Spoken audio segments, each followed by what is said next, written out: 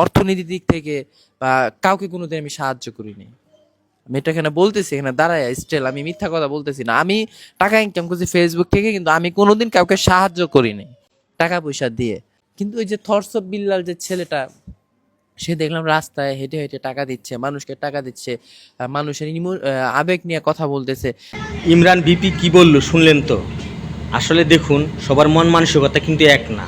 থরসব বিল্লাল আর ইমরান ভিপিকে আপনি কখনো এক করতে পারবেন না। টাকা পয়সা থাকলেই মানুষের মন বড় হয় না। দান করতে হবে আপনাকে, আপনাকে নিজের জন্য দান করতে হবে। আমরা তো শুনলাম ওনার কথাগুলো। ইমরান ভিপি আপনার প্রচুর টাকা পয়সা কামাইছে ফেসবুক থেকে, ইউটিউব থেকে। আপনার টাকা পয়সার ওর অভাব নাই। থরসব বিল্লাল যে ওনার পেজটা হারাইছে এই ব্যাপারে কথা বলতেছিল, যে উনি টাকা পয়সা দিয়ে অনেকেরই উপকার করছে, অ্যাটাক করছে, তা কার কী সমস্যা? যে ভাই আমি তো অনেক টাকা পয়সা কামাইছি, ঢাকা শহরে কোটি টাকার বাড়ি করছি, আমার গ্রামে বাড়ি করছি, পার্লার করছি, ব্যবসা বাণিজ্য করতেছি, তো আমি তো আজ পর্যন্ত 1 টাকা দিই নেই। ভাই সবাই তো টাকা পয়সা দিতে পারে না মানুষকে। টাকা পয়সা দেওয়ার মতো একটা মন থাকা লাগে। যদি মন যদি আপনার না থাকে, আপনি কীভাবে মানুষকে দান করবেন? হ্যাঁ, দান করতে পারবেন? পারবেন না। কারণ দান একটি আসলে বড় জিনিস বা একটা মনের ব্যাপার। দান করলে কবরের শাস্তি মাফ হয়ে যায়, বুঝছেন?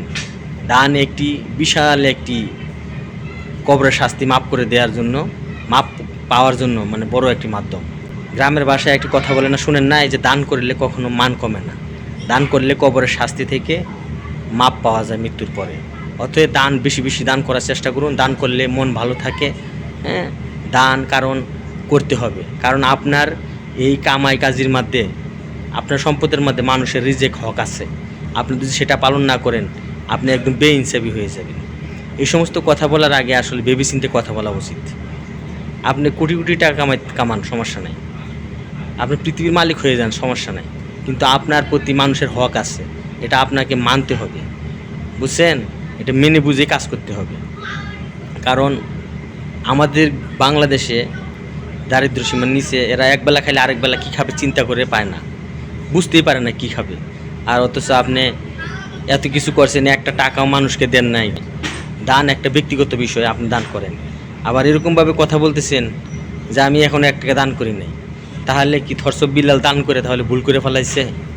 দেখুন, নিজেরকে পরিশুদ্ধ করার চেষ্টা করুন, নিজেকে শুদ্ধ করার চেষ্টা করুন। তাহলে আগামী দিনে ইনশাল্লাহ আপনি আরও কামাই কাজেতে বরকত দান করবেন। ঠিক আছে? এতে ভালো হয়ে যাওয়ার চেষ্টা করেন, নিজেকে পরিবর্তন করার চেষ্টা করেন। আখেরে আপনারই লাভ, অন্য কারো লাভ না। আপনার নেকি অন্য কাউকে দিয়ে দিবেন না। আপনি দান করলে কবরের শাস্তি মাফ হবে। পৃথিবীতে দান করুন, মানুষের হক আদায় করুন, নিজে বেঁচে থাকুন।